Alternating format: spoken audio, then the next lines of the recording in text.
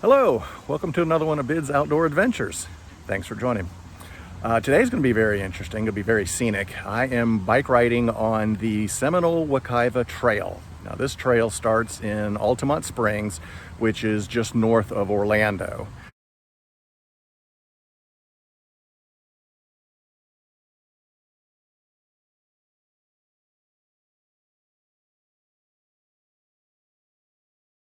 It's an old rails to trails. It's an old railroad spur that got converted.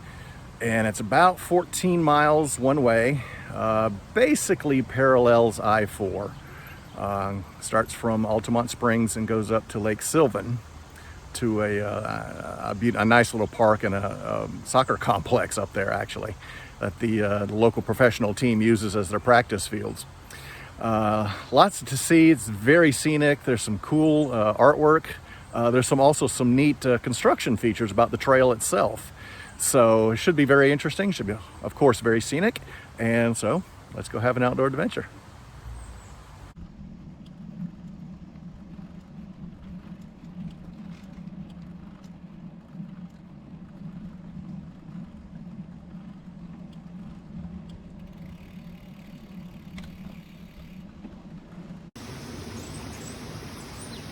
Here's a scenic little creek right at the parking area. I think it's called the San Sebastian Creek. This is the San Sebastian Trailhead.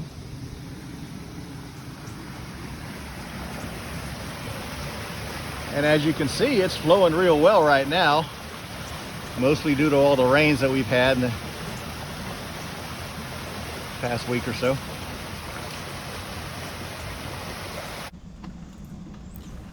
The Seminole Wekiva Trail is built on an old railroad line, which was called the Orange Belt Railway. The rail line was built back in the mid-1880s, and it ran from Sanford all the way over and down to St. Petersburg, a distance of about 150 miles. It hauled both freight and passengers, but was never really profitable, and has a long history of going bankrupt and being sold to various owners. Interestingly, it was built as a narrow gauge line, the tracks being 3 feet apart instead of the standard 4 feet 8.5 inches apart.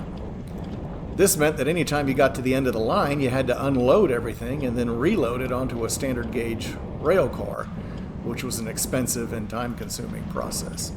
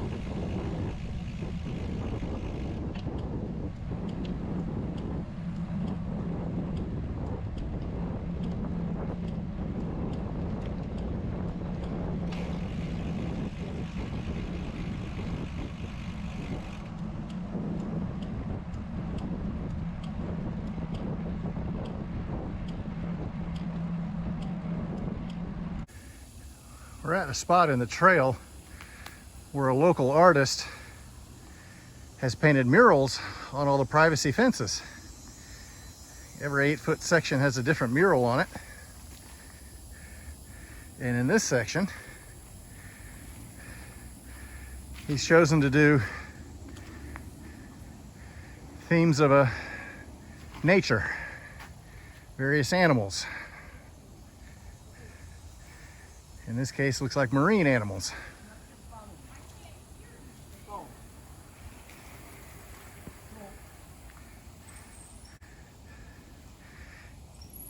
And he's done these murals for, I don't know, probably half a mile.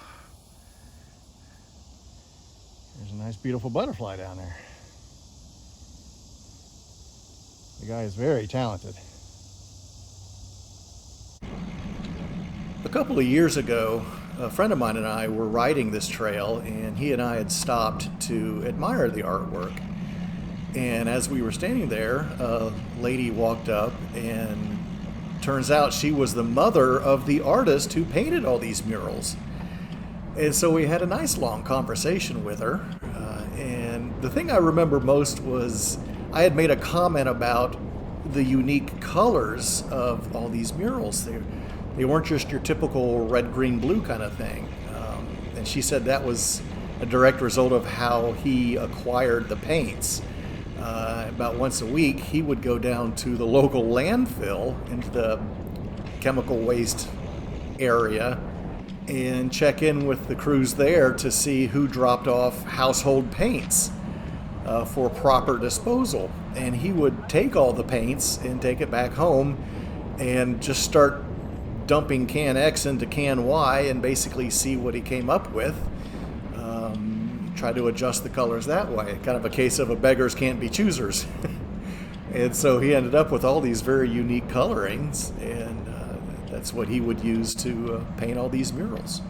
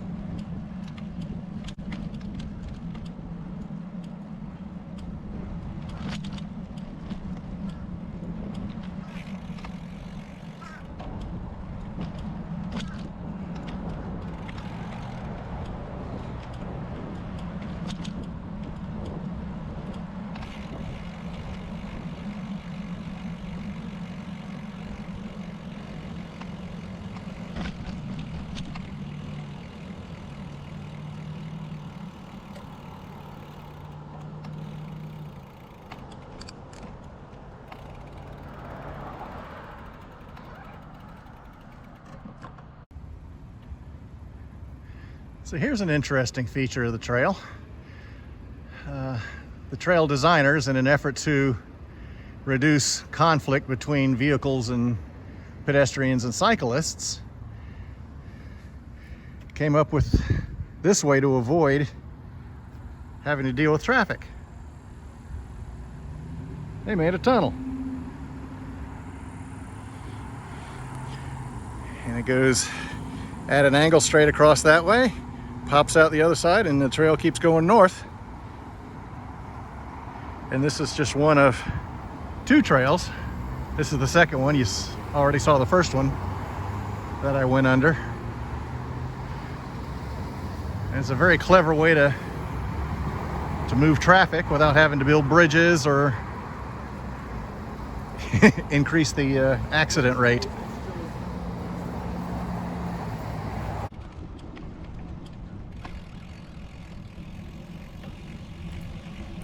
The Seminole Wekiva Trail is a standalone trail that's about 14 miles long one way.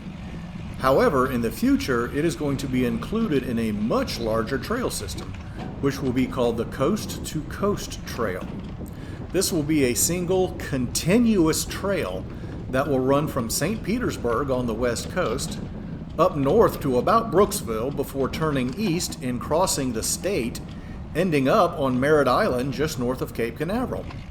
Once finished, the Coast to Coast Trail will be over 250 miles long. It's kind of clever how this trail will be made. Instead of blazing a brand new trail across the state, the trail planners looked to see where any existing trails were located, then simply made pathways that connected all these existing trails together. There are a few large gaps still to be filled, but the Coast to Coast Trail is currently about 90% complete.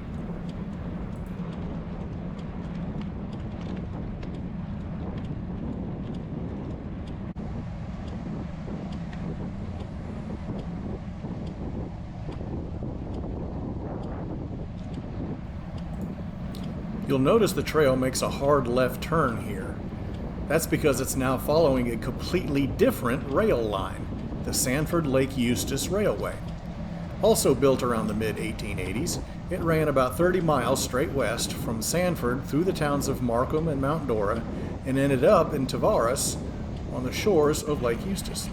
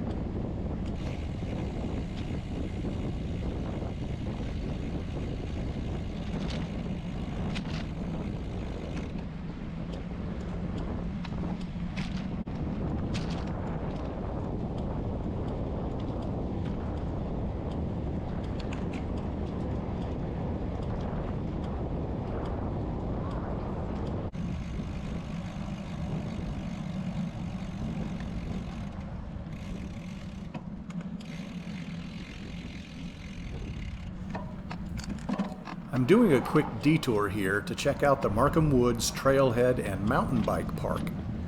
I rode this park years ago with my friend, but it looks like they've added a lot more off-road trails since that time.